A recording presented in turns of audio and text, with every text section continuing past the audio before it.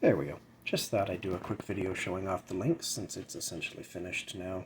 I never did get a grommet for the power button. I still need to do that. And under here is the SNES and VGA output that I still need to put a pull-up resistor on it. Hopefully that's missing. Recently picked up a BennVenn El Cheapo SD flash card. Quite a nice little thing. It works really well. So that is now what's running it. Anyway, just to show it's working, this is the updated screen, the updated input. Showing off the VGA would be pretty cool, wouldn't it? It's a shame I'm not going to do that. Anyhow, power on. So, why is there a weird power switch? Well, because I could not repair the internal power supply for the life of me. I tried so many things. I rebuilt the whole thing 3 times. I spent months going through the schematics. I took like 4 separate stabs at it. It wouldn't do it. So I just said, to hell with you. Bypass the whole thing. It's got a DC to DC converter in there now that forces the voltage down to 5 volts, so even if it dies, it shouldn't fry the GPU like the original circuit does anyway. So yeah, alright, so let's see here. So I'm watching through the viewfinder, so it's a little harder to read than I'd like. Batman's always a good one to start. Kind of one of the things I'm finding is that while I absolutely adored this machine in the past, the games feel a bit clunky today. Not really sure what to make of that. I mean, I always knew Batman Returns was clunky. I mean, it's freaking impossible. It's got pretty good music.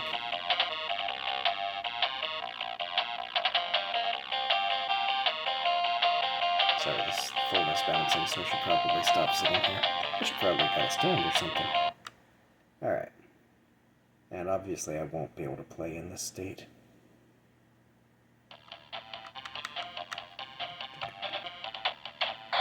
Actually, the best way to play this game was always to just run anyway.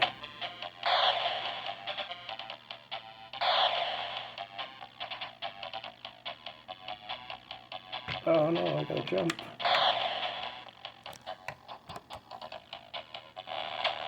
Anyway. So yeah, you can see it's working fine. Let's try another one. Let's put in Stun Runner. Oh, helps if I turn it on, eh? It's not a reset button. Let's see here.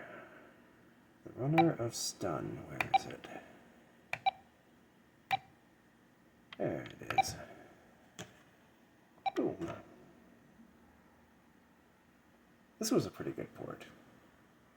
It's like, you know, I play a lot of these ones. Like, I played the hell out of Road Blasters back in the day. It was pretty good. It's still pretty good. Although the music's a lot thinner than I remember.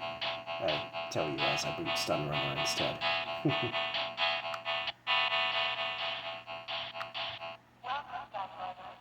Nice voice, very clear. I don't have to shoot, so maybe I can pass one level. Let's try it.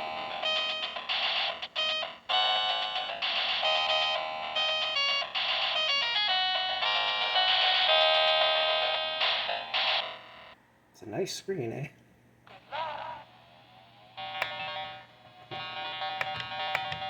So there's a bug in this version of Stun Runner. The absolute fastest path through a course is supposed to be, you know, sort of stay where gravity is, like where the stars are. But the true fastest path, just stay on the bottom, always.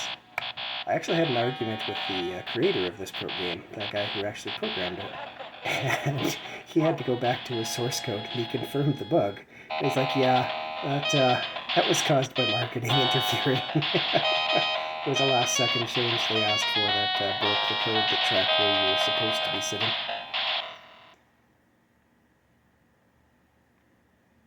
Anyway, yeah, so no point going any further. I talked about Road Blasters, so I'll boot that real quick, but after that I think this video's done. I mean, what am I going to show you? I just wanted to show you the screen worked. Oh, it's on the same screen, look at that. More. There you go. I could be able to play the music for you, I'd have to clear a level. Oh well.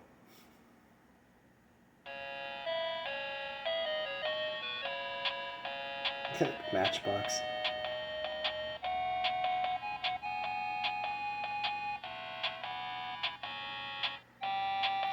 don't know. I might have to try to make something for this machine now that it's actually up and working. I mean, I spent a small fortune getting this old screen that I forgot I even bought up and running. But I don't really know what. Maybe one of the old titles I had in mind? I guess we'll see.